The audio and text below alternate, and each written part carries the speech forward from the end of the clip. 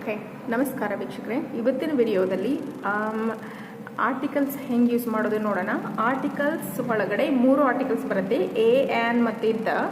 ಅದರಲ್ಲಿ ಆ್ಯನ್ ಹೇಗೆ ಯೂಸ್ ಮಾಡೋದು ಅಂತ ಇವತ್ತು ಹೇಳ್ಕೊಡ್ತೀನಿ. ಇಲ್ಲಿ A, E, I, O, U 5 ಸ್ವರಗಳು ಬರುತ್ತೆ. ಇಂಗ್ಲೀಷ್ ಭಾಷೆಯಲ್ಲಿ 5 ಸ್ವರಗಳು ಬರುತ್ತೆ. ಸೊ ಇಲ್ಲಿ ಎಕ್ಸಾಂಪಲ್ಸ್ ನೋಡೋಣ. ಆ್ಯನ್ ಹೇಗೆ ಯೂಸ್ ಮಾಡೋದು ನೋಡೋಣ. ಇಲ್ಲಿ ಎಕ್ಸಾಂಪಲ್ಸ್ ಇದೆ. ಆ್ಯಪಲ್ ಇದೆ, ಆ್ಯಪಲ್.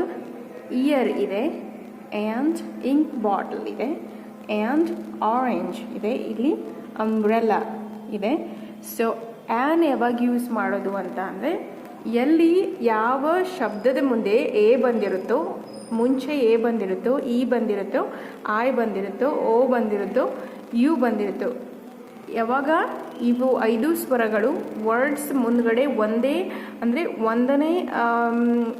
ಒಂದನೇ ಲೆಟ್ರು ಎ ಆಗಿರುತ್ತೋ, ಇ ಆಗಿರುತ್ತೋ, ಐ ಆಗಿರುತ್ತೋ, ಓ ಮತ್ತು ಯು ಬಂದಾಗ ಆ್ಯನ್ ಯೂಸ್ ಮಾಡ್ತೀವಿ. ಹೇಗೆ ಅಂತಂದರೆ an apple, an ear, an ink bottle ಅಂತ ಯೂಸ್ ಮಾಡ್ತೀವಿ. ಆ್ಯನ್ ಆರೆಂಜ್, ಆ್ಯನ್ ಅಂಬ್ರೆಲಾ ಅಂತ ಹೇಳಿ ಯೂಸ್ ಮಾಡ್ತೀವಿ.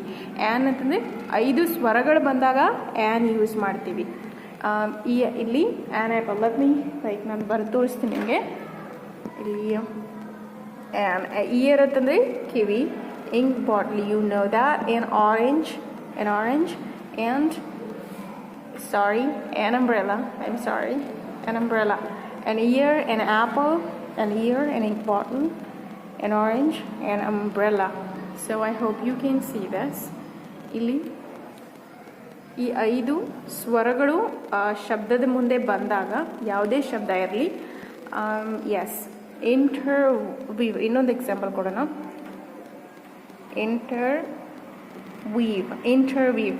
ಇಂಟರ್ವ್ಯೂ ಮುಂದೆ ಇಲ್ಲಿ ಮುಂಚೆ ಐ ಬಂದಿದೆ. ಇಲ್ಲಿ ನೋಡ್ತೀರಾ, ಐ ಬಂದಿದೆ ಅಂದಮೇಲೆ ಇಲ್ಲಿ ಏನು ಕೊಡೋದು? An interview. So I hope clear ಆಗಿದೆ ಅಂತ ಅನಿಸುತ್ತೆ. ಡೌಟ್ ಆ್ಯನ್ ಆರ್ಟಿಕಲ್ ಹೇಗೆ ಯೂಸ್ ಮಾಡೋದು ಅಂತ ತಿಳಿಸ್ಕೊಟ್ಟಿದ್ದೀನಿ ಈ ವಿಡಿಯೋದಲ್ಲಿ. ಸೊ ವಿಡಿಯೋ ಇಷ್ಟ ಆದರೆ ಲೈಕ್ ಮಾಡಿ ಮತ್ತು comment and share. Also thank you so much for watching.